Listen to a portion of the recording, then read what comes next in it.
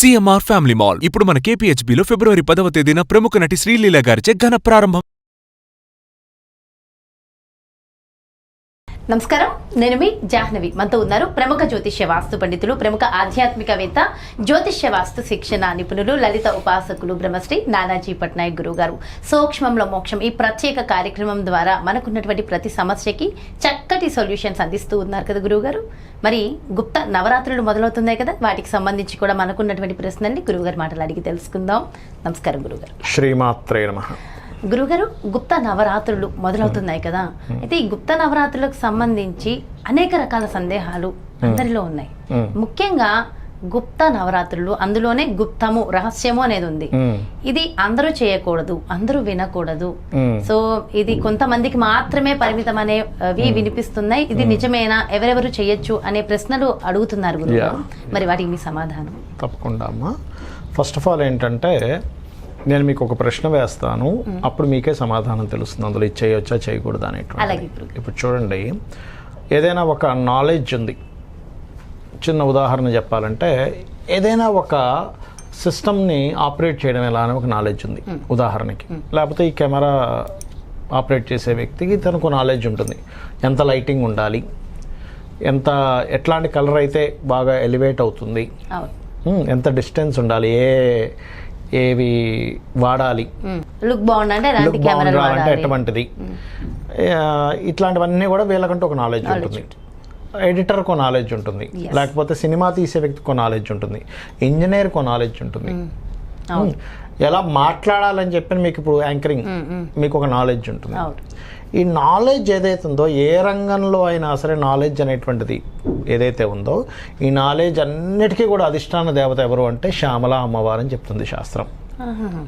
ఇప్పుడు మీరు చెప్పండి, ఈ నాలెడ్జ్ అన్నిటికీ అమ్మవారు శ్యామల అమ్మవారు అన్నప్పుడు మీరు శ్యామల అమ్మవారిని పూజించాలా వద్దా?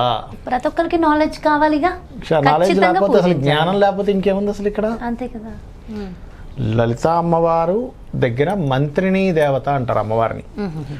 సాక్షాత్ లలిత అమ్మవారే ఒక ఉంగరం తీసి అమ్మవారికి తొడిగి అమ్మ నువ్వు ఈ రాజ్యభారం మొత్తం చూసుకో అని చెప్పి ఇవ్వడం జరిగింది. ఇప్పుడు పూజించదగ్గనటువంటి అమ్మవారు కాకపోతే మరి అమ్మవారు ఎందుకు ఉంగరం ఇస్తుంది? అంతే కదా. ప్లానింగ్, ఇప్పుడు యుద్ధం జరుగుతుంది కదా అక్కడ, బండాసురుడిని యుద్ధం సంబంధించిన దాంట్లో ప్లానింగ్ ఉంటుంది. మనకి చూడండి, వ్యూహము అంటాం. ఒక వ్యూహం మనకి రావాలి అంటే ఈ యొక్క శ్యామల అమ్మవారి యొక్క అనుగ్రహం మనకు కావాలి. అందుకే చూడండి, మహాకవి కాళిదాసు, అతనికి ఎటువంటి విద్యలు లేవు, అంటే చాలా అసలు ఏమీ రానటువంటి వ్యక్తి, ఒక మంత్రి ఆ యొక్క రాజకుమార్తెను మోసం చేయాలనే భావంతో ఇతను ఒక పండితుడు అనేటువంటి ఒక మోసపూరితమైన దీనిలో తీసుకెళ్ళి అతనికి ఆమెకు పెళ్లి చేసేస్తాడు. ఆ అమ్మాయికి తెలుస్తుంది, ఆ అమ్మాయి అంటే ఆ రాజకుమార్తె ఎవరైతే ఉన్నారో ఆవిడ మంచి దేవత, అంటే అమ్మవారి భక్తురాలు. మొదటి రోజు తెలుస్తుంది, అయ్యో ఇలా నాకు మోసం జరిగింది, సరే ఇతను అపరాధం ఏమీ లేదు, నువ్వు ఓ పని చేయి, కాళికా అమ్మవారి ఆలయానికి వెళ్ళి అక్కడ ఉండు, అమ్మవారు నడువు ఇస్తుంది, నీకు విద్యలు ఇస్తుంది అన్నప్పుడు అతను ఎంతో అమాయకంగా ఆ ఆలయానికి వెళ్ళడం, రాత్రిపూట వెళ్ళడం, తలుపులు వేసుకోవడం, పొద్దున్నే అమ్మవారు వచ్చాక అడుగుదామని అనుకోవడం. అమ్మవారు పొద్దున్నే వచ్చి తలుపు తట్టగానే, తలుపు ఎవడరా లోపల ఉన్నాడు తలుపు తీ అంటే, అమ్మ నాకు విద్య ఇస్తేనే నేను తలుపు తీస్తా అంటాడు. అమ్మవారు ఆ తలుపులోంచి లోపలికి వెళ్ళలేదు, అమ్మవారు పరీక్షించడం అంతా కూడా. ఆ రకంగా ఆ యొక్క అమ్మవారు బీజాక్షరాలు రాస్తుంది కాళికా అమ్మవారు మన నాలిక మీద. అమ్మవారి రూపంలో కనబడి దాని తర్వాత శ్యామల రూపంలో కనిపిస్తుంది ఇతనికి. అప్పటి వరకు అసలు ఏమీ రానటువంటి ఆ యొక్క గొర్రెల కాపరిగా అతని జీవితం గడిచింది. ఎందుకంటే చిన్నప్పటి నుంచి తల్లి లేదు, తండ్రి లేదు, చదువు లేదు, ఏమీ లేదు అతనికి. మరి అలాంటి వ్యక్తి శ్యామల దండకం వినండి, అసలు ఎంత అద్భుతంగా ఉంటుంది, అసలు పెద్ద పెద్దవి అందులో. అంటే ఏమిటి, అమ్మవారి యొక్క కృప అటువంటిది. అంటే అమ్మవారు ప్రత్యక్షమైతే, శ్యామల అమ్మవారు ప్రత్యక్షమైతే ఫస్ట్ మనకు కలిగేది ఏమిటి అంటే, ఆ అమ్మవారి అనుగ్రహంతో విద్య కలుగుతుంది. విద్య ఎవరికి వద్దు? అందరికీ కావాలి. మరి అలాంటప్పుడు అందరికీ విద్య కావాలన్నప్పుడు శ్యామల అమ్మవారిని పూజించకూడదని ఎవరంటారు అసలు? అవును, మరి ఎందుకు ఇలాంటివి కొన్ని ఏమిటంటే అంత అనవసరం,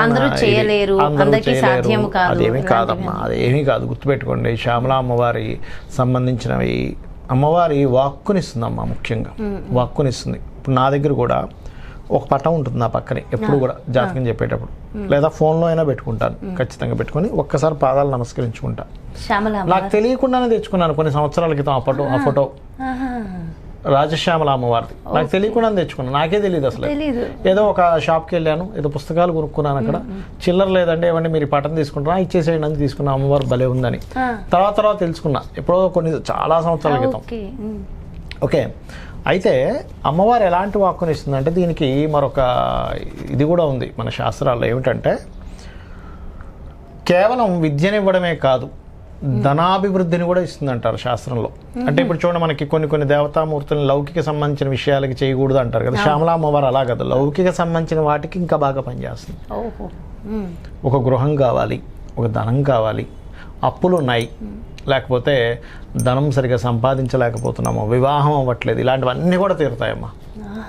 శ్యామల అమ్మవారి సాధన ఎంత గొప్పదంటే మనం ఏది పలుకుతే అది అవుతుంది అనడానికి ఒక వృత్తాంతం ఉంది. అదేమిటంటే ఒకసారి ఈ మహాకవి కాళిదాస్ ఎవరైతే ఉన్నారో అతని ఆస్థానం, రాజుగారి ఆస్థానంలో ఈయన గొప్ప వ్యక్తిగా కీర్తింపబడుతుంటే మిగతా వాళ్ళందరికీ జలస్ వస్తుంది.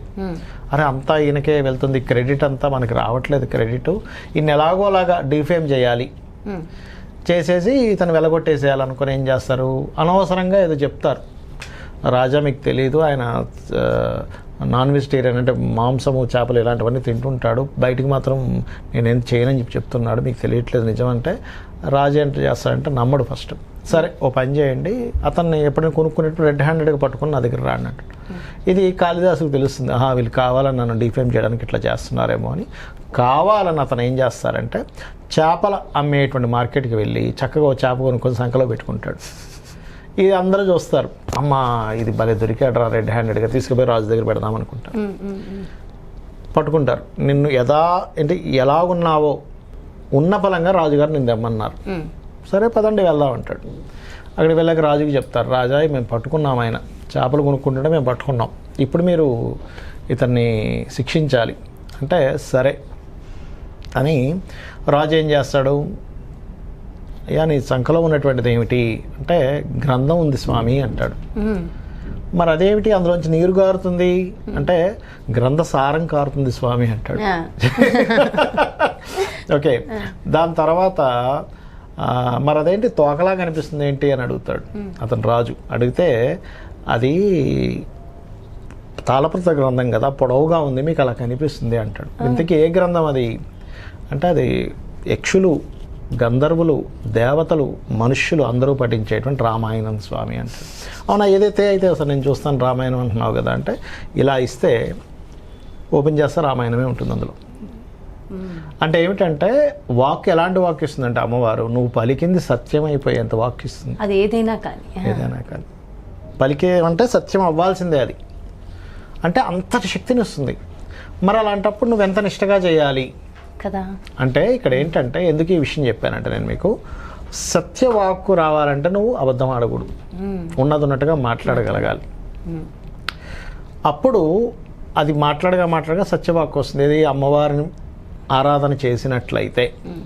చాలామంది ఏం చేస్తారంటే అమ్మో ఈ అమ్మవారిని చేయాలంటే చాలా జాగ్రత్తగా ఉండాలి అంటే జాగ్రత్తగా ఉండాలంటే ఒక ఎనర్జీ అమ్మ, ఆ ఎనర్జీని మనం తీసుకునేటప్పుడు నిష్టగా ఉండాలని అర్థం. అక్కడ మీకు ఒక విషయం షేర్ చేసుకుంటా. మొన్న నేను అనంతపూర్ వెళ్ళినప్పుడు విషయం చెప్తాను చూడండి మీకు.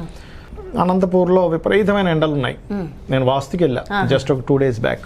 వెళ్ళినప్పుడు విపరీతమైన ఎండలు ఉన్నాయి, అక్కడ వాస్తు చూడడానికని వెళ్ళాను. అక్కడ నుంచి మళ్ళీ ఇంకొక ఊరు బళ్ళారి సైడ్ ఉండే ఒక ఊరికి వెళ్ళాలని బస్సు ఎక్కబోతుంటే ఆ ఓనర్ అతను మంచి వ్యక్తి, అతను నాకు డ్రాప్ చేశాడు. నేను అయ్యో బస్సు వెళ్ళిపోతుందని హడావిడిగా వాటర్ బాటిల్ కొనుక్కోకుండా ఎక్కేసా.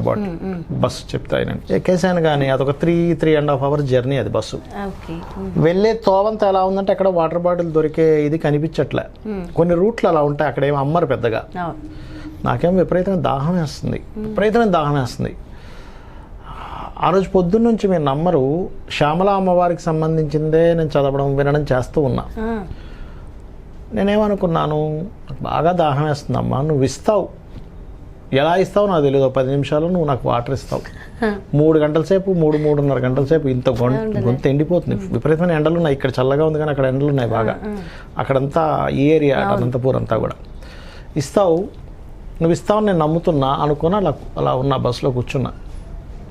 నేను లాజిక్ ఆలోచిస్తున్నా. ఏం ఆలోచిస్తున్నా లాజిక్ అంటే, ఏముంది ఎక్కడో బస్సు ఆగుతుంది, ఓ పిల్లవాడు ఎవడో వాటర్ బాటిల్ సార్ నమ్ముతాడు, కిటికీ దగ్గరికి వచ్చి కొనుక్కుంటానేమో, లేదా ఎక్కడో ఆగుతుంది, ఆగినప్పుడు అక్కడ ఏదో టక్కన దిగి షాప్లోకి వెళ్ళి కొనుక్కుంటానేమో అని అనుకుంటున్నా. అనుకొని అలా కూర్చున్నా. ఒక స్టేషన్ వచ్చింది, నా పక్కన ఒక అతను ఆల్రెడీ కూర్చున్నాడు, టైర్ పట్టుకుని కూర్చున్నాడు. ఆయన టక్కన దిగిపోయాడు. తెరవస్తే ఎవడు అమ్మడానికి రాలేదు, ఏమీ కనబడలేదు. ఇదేమిట్రా మరి ఈ లాజిక్ నేను అప్లై చేసుకున్నాను, ఎవడు రాలేదేమిటి, కానీ నమ్మకం అయితే మనసులో ఉందో 10 నిమిషాలు అమ్మవారు నాకు వాటర్ వచ్చేలా చేస్తుంది ఏదో రకంగా. నాకు ఒక పిచ్చి నమ్మకం అంటే అమ్మవారి మీద. వెనక నుంచి ఒక అతను ఆయన కూర్చోవచ్చు కదా, బాటిల్ పట్టుకొని నా పక్కన కూర్చున్నాడు. ఇలా వచ్చి కూర్చున్నాడు, ఫుల్ బాటిల్, అది బిస్లరీ ఫుల్ వాటర్ బాటిల్ పట్టుకుని కూర్చుని, ఏమండి ఈ నీళ్ళు తాగండి సార్, మీకు తాగండి అని ఇచ్చాడు. మీరు అడగక ముందే ఏమండి నీళ్ళు మరి అని అనుకునేసరికి టక్కనిచ్చాడు. అంటే నేను ఎక్స్పెక్ట్ చేయలేదు అసలు. వెనకాతలు ఉన్న మనిషి ముందుకు వచ్చి ఎందుకు కూర్చోవాలి, అక్కడే కూర్చోవచ్చుగా. అదే కదా, చక్కగా ఆయనకి అక్కడ ఏమీ ప్రాబ్లం కూడా ఏం లేదు, చక్కగా కూర్చోవచ్చుగా. ఎందుకు వచ్చాడు అంటే నమ్మకం అంత గొప్పది. అర్థమైందమ్మా.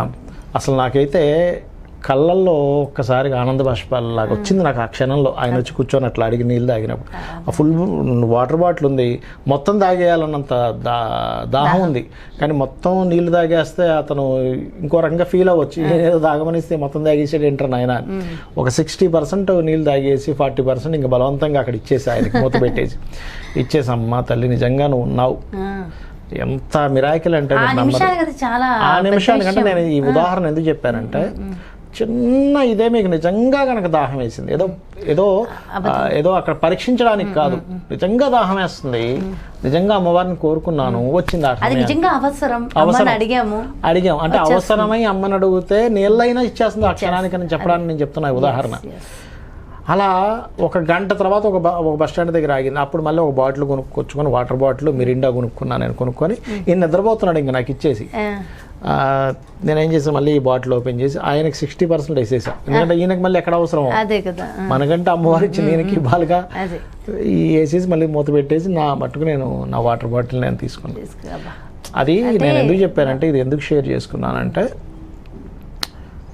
ఈ ఇబ్బందా ఆ ఇబ్బందా అని కాదు, మీరు బలంగా కనుక మైండ్లో ఫిక్స్ అయిపో నాకు అమ్మవారు ఉంది అని అనుకుంటే, ముఖ్యంగా ఈ నవరాత్రుల్లో ఏమి పెద్దగా ఏం కంగారు పడిపోక్కర్లేదు. చక్కగా ఒక పటం పెట్టుకున్నామా, కలశం పెట్టుకున్నామా ఇంట్లో, శ్యామల నవరాత్రులంతా కూడా శ్యామల దండకం చదువుకున్నామా, స్తోత్రాలు చదువుకున్నామా, అష్టోత్తరాలు చదువుకున్నామా, వినొచ్చు. మీకు చదవడం రాలేదు, వినగా వచ్చేస్తుంది, వినగా ఆటోమేటిక్ గా వస్తుంది. ఇప్పుడు మీరు రాగానే కూడా పెట్టింది అదే కదా, శ్యామల దండకం. నాకు అది అలవాటు అయిపోయింది రెగ్యులర్. అంటే అది ఎంత బాగా పాడాడు నాకు. నా ఇదేంటంటే, అప్పటి వరకు ఏమీ రానటువంటి వ్యక్తి అమ్మవారు కనబడగానే అంత అలవోకగా అంత అద్భుతంగా ఎలా పాడాడు. ఆ తన్మయత్వం నేను ఇప్పటి వరకు వెళ్ళలేదు గురువు గారు, ఇప్పుడు మీరు పెట్టింది వినడమే. నాకు ఇప్పటి వరకు తెలియదు నిజంగా.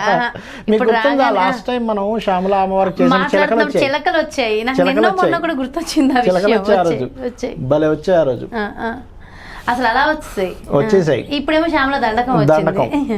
అది అయితే ఇక్కడ ఏంటంటే, అమ్మవారి ఆరాధన ఒక పటం పెట్టుకోను, లేకపోతే కలశం పెట్టుకోను, స్తోత్రాలు చదువుకొని చక్కగా తీపి పదార్థాన్ని నైవేద్యంగా పెట్టాలి. ఏదైనా స్వీట్ కానీ బెల్లం. అయితే ఇందులో కంపల్సరీ ఇదే పెట్టాలని లేదు, మనకి స్తోమతను బట్టి పెట్టచ్చు. చక్కగా ఇప్పుడు కొన్ని ఉన్నాయి ఇందులో, కొన్ని చెప్తాను నేను మీకు. గురుబలం పెరగాలి, పులిహోర నైవేద్యంగా పెట్టండి. కొంతమందితో మాటిమాటికి ఏవో ఒక ఇబ్బందులు ఇవి జరుగుతున్నాయండి, తీపి పదార్థాన్ని ప్రత్యేకంగా పెట్టండి, ఇంకా చక్కగా ఫలిస్తుంది. బాగా తీవ్రమైనటువంటి ఘర్షణలు గొడవలు ఉన్న ఎర్ర పూలతో పూజ చేయండి శ్యామల అమ్మవారికి, ఖచ్చితంగా ఫలితం ఉంటుంది. అదేవిధంగా కొంతమందికి ఎలా ఉంటుందంటే, వాళ్ళకి తర్పణం చేస్తే బాగుంటుంది వాళ్ళ లైఫ్. అంటే ఈ పంచమ స్థానాధిపతి జల సంబంధాలు వస్తే అప్పుడు ఏం చేయాలంటే, ఒక గిన్నెలో అమ్మవారికి సంబంధించిన విగ్రహం తెచ్చుకొని, లేకపోతే ఒక పసుపు ముద్దనే అమ్మవారిగా భావించి, లేకపోతే ఒక రుద్రాక్షనే అమ్మవారిగా భావించి, లేకపోతే ఒక పసుపు కొమ్మునైన అమ్మవారిగా భావించి అమ్మవారికి తర్పణం చేసినట్టుగా చేయాలి. అది వాళ్ళ పంచమాధిపతి కనుక ఈ జల సంబంధం వస్తే ఆ రకంగా మనకు దోషం పోతుంది. లేదా కొంతమందికి వాయు సంబంధం వస్తుంది, అప్పుడు స్తోత్రం చదవడం ద్వారానే దోషం పోతుంది. లేదు కొంతమందికి అగ్ని సంబంధం వస్తుంది, అప్పుడు శ్యామలా నవరాత్రులు ఏదైనా హోమం చేయించుకున్న దోషం పోతుంది. ఓకే, అది అగ్ని సంబంధం వచ్చినప్పుడు ఎక్కువగా పోతుంది దోషం. అయితే ఎప్పుడైనా గుర్తుపెట్టుకోండి, సరే నాకు ఇవేమీ తెలియదు, ఎక్కడో హోమం జరుగుతుంది వెళ్ళిపోయాను చేయించేసుకున్నాను, కానీ నాకు హోమం కంటే తర్పణం ద్వారానే ఉందనుకున్నాను ఉదాహరణకి, అప్పుడు ఏం చేయాలి? ఎప్పుడైనా ఏదైనా ఒక హోమం చేసినా, తర్పణం చేసినా, పూజ చేసినా ఆ ఫలితాన్ని అమ్మవారికి దారిపోసేయాలి. ఆ పూజా సంబంధించిన అప్పుడు ఏమవుతుందంటే అమ్మవారు నీకు ఏమి చేయడం ద్వారా ఫలితం వస్తుందో అది అమ్మవారు అలా ఇస్తుంది, ఆటోమేటిక్గా ఇస్తుంది. అది చేయాలి ముఖ్యంగా. ఓకే, సో ఇవి చేసుకుంటే సింపుల్ గా మనకి సరిపోతుంది. ఖచ్చితంగా. అయితే ఉదయం చేయాలా, రాత్రి సమయమా? రాత్రి సమయమే చేయాలి. నవరాత్రులు కాబట్టి రాత్రి సమయంలోనే చేయాలి. మీకు స్తోమత ఉంది అంటే మీకు ఆరోగ్యంగా ఉన్నారు, ఉపవాసం ఉండండి. ఆరోగ్యంగా లేవు, చక్కగా టిఫిన్ తినొచ్చు, పాలు తాగొచ్చు, ఏదైనా పండు తీసుకోవచ్చు. అమ్మవారు ఎక్కడా కూడా నువ్వు ఇది చేయకుండా చేసావు కాబట్టి నేను నీకు అనుగ్రహించను అని ఏమీ అనదమ్మా. గుర్తుపెట్టుకోండి, మనము నిద్ర వస్తుందని తామసత్వం పెరిగిపోద్ది మనిషిలో అని తినకుండా చేయమంటారు. అంతేగాని అమ్మవారు 7 తర్వాత చేసుకోవచ్చు, 7 o'clock తర్వాత రాత్రి సమయంలో చేసుకోవచ్చు. ఎవరికైనా మూల మంత్రం ఉంది శ్యామలా అమ్మవారిది, లేదండి బాగా తీవ్రంగా కష్టాలు ఉన్నాయండి, నైట్ ఇంకా ఎక్కువసేపు చేయండి ఆ మంత్రం. అంటే ఇక్కడ ఏంటంటే మీకు ఒక ఎనర్జీ అడ్డుపడుతుంది మీ ప్రయత్నానికి, అప్పుడు ఈ ఎనర్జీ కూడా ఎక్కువ కావాలి కదా. అంతే కదా. ఇప్పుడు ఒక డాక్టర్ గారి దగ్గరికి వెళ్తాము, ఏమంటే నాకు ఈ హెల్త్ ఇష్యూ వచ్చిందండి అన్నప్పుడు డాక్టర్ గారు ఏమంటారు, బాబు నువ్వు ఇంకొంచెం డోస్ పెంచు, ఇది వేసుకుంటున్నావుగా, అర టాబ్లెట్ వేసుకుంటున్నావుగా, ఫుల్ టాబ్లెట్ వేసుకుంటాడు. అంతే కదా. అప్పుడు ఏమవుతుంది, తగ్గుతుంది. ఆ రకంగా ఏంటంటే ఒకటే, అమ్మవారు నాకు ఇస్తుంది, అంతే నమ్మాలి, చేయాలి. అయితే మీరు ఒక్కసారి శ్యామలా నవరాత్రుల్లో ఒక్క మంత్రం, ఈ మంత్రము ఇది చదవడం వల్ల బాగుంటుంది అనేది ఒక్క మంత్రం మీరు చెప్తే. ఒక్క మంత్రం అంటే అమ్మ ఇక్కడ మనకి శాస్త్రంలో కొన్ని విషయాలు చెప్పబడ్డాయి. మొత్తం చేయలేమనుకోండి, ఉదాహరణకి 16 నామాలు చెప్పబడింది. మనం లాస్ట్ టైం దాంట్లో కూడా చెప్పినట్టున్నాం, నాకు బాగా గుర్తు. కానీ పర్వాలేదు, ఇప్పుడు మళ్ళీ వేరే ఒకసారి చెప్తాం, నో ప్రాబ్లం. ఆ 16 నామాలు ఏమిటి అని చెప్పి చూసుకున్నట్లయితే, ఓం సంగీత యోగిని నమః. ఇది ఎవరైనా సరే క్రియేటివ్ ఫీల్డ్లో ఉన్న వాళ్ళు బాగా చేస్తే వాళ్ళకి క్రియేటివ్గా మంచి యోగం ఉంటుంది. ఓం సంగీత యోగిని నమః. సో ఒక్కొక్కరికి ఒక్కొక్క. ఓం శ్యామాయై నమః. శ్యామాయై నమః చేసుకున్నప్పుడు ఏమవుద్దంటే వాళ్ళకి బిజినెస్ పరంగా లేకపోతే కొన్ని రాంగ్ డెసిషన్స్ తీసుకుంటున్నప్పుడు కూడా పనిచేస్తున్నామా. ఓం శ్యామాయ నమః. లేదు 16 చదివేసుకోవచ్చు, తప్పేం కాదు. కాకపోతే ఒక్కొక్క దానికి ఒక్కొక్క ఫలితం ఉంటుంది. ఓం శ్యామలాయై నమః ఇది కూడా విద్యా సంబంధించినటువంటి యోగం కలిగిస్తుంది. ఇప్పుడు కొంతమందికి చూడండి, నేను పలానా మంత్రం చేస్తున్నానండి, కానీ నాకు ఎందుకో ఆ మంత్రం నేను సరైన మంత్రం పట్టుకుంటున్నాను లేదా నాకు అర్థం కావట్లేదండి అంటూ ఉంటారు. అలాంటి వారు ఓం మంత్ర నాయికాయై నమః చేసుకోవాలి. అంటే మంత్రాలన్నిటికీ నాయిక ఆవిడ. మంత్రం అంటే ఏంటి? మననం చేసేది. మనం దేన్నైనా ఒక విషయాన్ని మననం చేస్తున్నాము, అదే మంత్రం. అదేవిధంగా 5వది ఓం మంత్రిని అంటే తెలివితేటలు, ఇది ఎలా చేయాలి. ఇప్పుడు చాలా మంది చూడండి ఆలోచన తట్టదు, ఏమంటే నేను ఎలా చేయాలో అర్థం కావట్లేదండి, ప్లానింగ్ ఎలా చేయాలో అర్థం కావట్లేదండి అన్నప్పుడు అమ్మవారి రూపాల్లో ఈ నవరాత్రులు కూడా మొత్తం ఓం మంత్రిని దేవతాయై నమః, ఓం మంత్రిని నమః, ఓం మంత్రిని నమః అనుకున్నాం అనుకోండి, అసలు మీకు ఎలా చేయాలి, ఆ విషయాన్ని ఎలా చేయాలనేటువంటి విషయం అర్థమవుతుంది. ఓం మంత్రిని దేవియే నమః అని చెప్పి అనుకుంటే కనుక. అదేవిధంగా ఓం సచీవేసి నమః. ఓం సచీవేషి అంటే ఇదేమిటంటే పర్టికులర్గా ఈ నామం గనక చేసుకున్నట్లయితే, కొంతమంది చూడండి నేను ధర్మంగానే ఉన్నానండి కానీ అవతల వాళ్ళు నన్ను బ్లేమ్ చేస్తున్నారు, ఆ బ్లేమింగ్ అనేటువంటిది పోతుంది. ఓకే. అదేవిధంగా ఓం ప్రధానేషి నమః. ఓం ప్రధానేషి నమః గనక చేసుకుంటే చూడండి చాలామందికి గుర్తింపు ఉండట్లేదండి అంటూ ఉంటారు చూసారు, గుర్తింపు తెచ్చిపెడుతుంది ఈ నామం. ఓం ప్రధానేషి నమః అని చెప్పి చేసుకున్నట్లయితే. ఓం శుకప్రియాయ నమః. శుకప్రియాయ నమః గనక చేసుకుంటే ఏమవుతుందంటే అమ్మ, ఓం శుకప్రియాయ నమః అనుకుంటూ మీరు చేశారనుకోండి, పర్టికులర్గా ఇది ఎటువంటి ఫలితాలు ఇస్తుంది అంటే, కొంతమందికి చూడండి చిన్నపిల్లలకి ఆటిజం అనేటువంటిది ఉంటుంది, లేకపోతే నాకు భయం అండి, నేను ఎలా మాట్లాడుతానో భయం అండి, 10 మందిలోకి వెళ్ళి మాట్లాడాలంటే భయం, స్టేజ్ మీద మాట్లాడాలంటే భయం, కెమెరా ముందు మాట్లాడాలంటే భయం అంటుంటారు చూసారు. శుకప్రియాయ నమః అద్భుతమైన ఫలితం ఇస్తుంది. అదే విధంగా శుకప్రియాయ నమః అనేది విద్యలకు కూడా మంచి ఫలితం ఇస్తుంది. ఓం వీణావతి నమః. ఓం వీణావతే నమః కూడా క్రియేటివ్ రిలేటెడ్ వాళ్ళకి బాగా యోగిస్తుంది. క్రియేటివ్ ఫీల్డ్స్లో రాణించాలనుకోండి ఓం వినావతాయ నమః చేసుకోవాలి. అదేవిధంగా ఓం వైనికి ఏ నమః, ఇది కూడా క్రియేటివ్ రిలేటెడ్ సంబంధించిన వాటికి యోగిస్తుంది. అదేవిధంగా ఓం ముద్రిణీ నమః. ఇప్పుడు చూడండి, ఎవరైనా సరే ముద్ర వేస్తుంటారు చూసారా, మనకి ఈ యొక్క దండకంలో సర్వముద్రాత్మికే సర్వయంత్రాత్మికే సర్వమంత్రాత్మికే అని వస్తూ ఉంటుంది. అంటే ఏంటి, సర్వముద్రలకి ఆవిడే అధిష్టాన దేవత. ఓకే, అంటే ఏమిటి, మన శాస్త్రాల్లో ఏం చెప్పారు, ముద్ర ద్వారా కూడా మీకు ఉంటుంది. ఇప్పుడు కాళికా చేస్తున్నాం, కాళీదేవికి ఈ ముద్ర వేస్తాం, ఒక్కొక్క దానికి ఒక్కొక్క ముద్ర వేస్తాం. అలా ఏంటంటే మీరు గనక ఈ ముద్రను ఎందుకు వేస్తాము అంటే, మీకు ఏ ముద్ర వేయాలో అర్థం కావట్లేదు, కానీ ఒక ముద్ర వేయడం ద్వారా ఏం జరుగుతుందంటే మీకు ఒక స్టెబిలిటీ పెరుగుతుంది. మీరు ముద్ర వేసుకొని జపం చేసినప్పుడు ముద్ర వేయకుండా జపం చేసేదానికి తేడా ఉంటుందమ్మా. ఇప్పుడు ఈ ముద్ర వేసాము, ఈ ముద్ర చిన్ముద్ర వేసినప్పుడు ఉండే కాన్సన్ట్రేషన్, చిన్ముద్ర వేయకుండా వేసే కాన్సన్ట్రేషన్ చాలా తేడా ఉంటుంది. ఓం ముద్రిణీయై నమః అని అనుకున్నాం అనుకోండి అమ్మా, ఇక్కడ ఏమవుతుందంటే మీకు తెలియకుండానే మీకు ఏ విషయంలో స్టెబిలిటీ రావాలో ఆ విషయంలో స్టెబిలిటీ ఆటోమేటిక్గా వస్తుంది మీకు. ఓకే, అదేవిధంగా ఓం ప్రియాక ప్రియాయై నమః అంటే ఏమిటి, మీ అందరిలో మీరు అమ్మవారు అందరికీ ప్రియురాలు, అంటే అందరికీ ప్రియమైనటువంటిది, అందరూ ప్రియం అమ్మాయి అమ్మవారికి చూసుకుంటే కనుక. అదేవిధంగా ఎవరికైనా కూడా నేను అందరికీ ఇష్టంగా లేనండి, నన్ను అందరూ హేట్ చేస్తుంటారు, నేను ఎవ్వరికి ఇష్టం లేదు, కొంతమంది చూడండి ఒక డిసప్పాయింట్ మోడ్లోకి వెళ్ళిపోతుంటారు, డిప్రెషన్లోకి వెళ్ళిపోతుంటారు. అలాంటి వారికి ఇది బ్రహ్మాండంగా పనిచేస్తుంది. అదేవిధంగా నీపప్రియ కూడా దానికే పనిచేస్తుంది. ఓం కదంబేషి అంటే కదంబ వనంలో ఉంటుంది అమ్మవారు, కదంబ వనవాసిని అన్ను ఈ యొక్క దీంట్లో ఉంటుంది మన శ్యామలా దండకంలో. అదేవిధంగా కదంబేషి కదంబ వనవాసిని నమః రెండూ ఉన్నాయి. కదంబేషి నమః, ఓం కదంబ వనవాసిని నమః. ఓం సదామాల అంటే ఏమిటి, అమ్మవారి యొక్క అవతారాల్లో మాల పట్టుకున్నటువంటిది కూడా ఉంటుంది ఒకటి. అంటే మాల పట్టుకోవడం అంటే ఏమిటి, నిత్యము నువ్వు జపము, ఒక మంత్రం చేస్తున్నావు, జపం చేస్తున్నాము, ఆ జపంలో దేవతా సంబంధించి చేయొచ్చు, నీ టాలెంట్కి సంబంధించి చేయొచ్చు. ఈ సదామాలాయై నమః అనేటువంటి నామం కనుక చేసుకున్నట్లయితే, ఇక్కడ గమనించుకున్నట్లయితే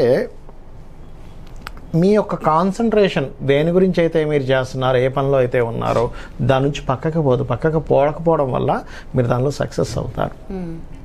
చాలా ఇంపార్టెంట్, ఎందుకంటే అటు ఇటు డైవర్ట్ అవ్వకుండా ఫోకస్డ్ గా ఉండడం ఇంపార్టెంట్. డైవర్ట్ అవ్వకుండా ఫోకస్ అవ్వడానికి మనం మంత్రం చేసేటప్పుడు మిస్ అయ్యేది అదే, మంత్రం చేసేటప్పుడు ఎందుకు మాల పట్టుకుంటామంటే మన ఫోకస్ ఇక్కడ ఉంటుందని. అలాగే ఇంకోటి, ఈ సదామాలయ నమః చేసుకోవడం వల్ల మీలో భయాలు పోతాయి, మీకు ఆటంకాలు కలుగుతున్నటువంటిది పోతుంది.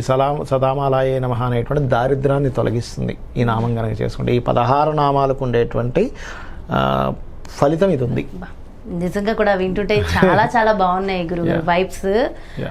అంటే ఆ ఫలితం ఖచ్చితంగా వస్తుంది అనేది చాలా బాగా ఎక్స్ప్లెయిన్ చేశారు. Thank you so much Guruji. నమస్తే. శ్రీమాత్రే నమః.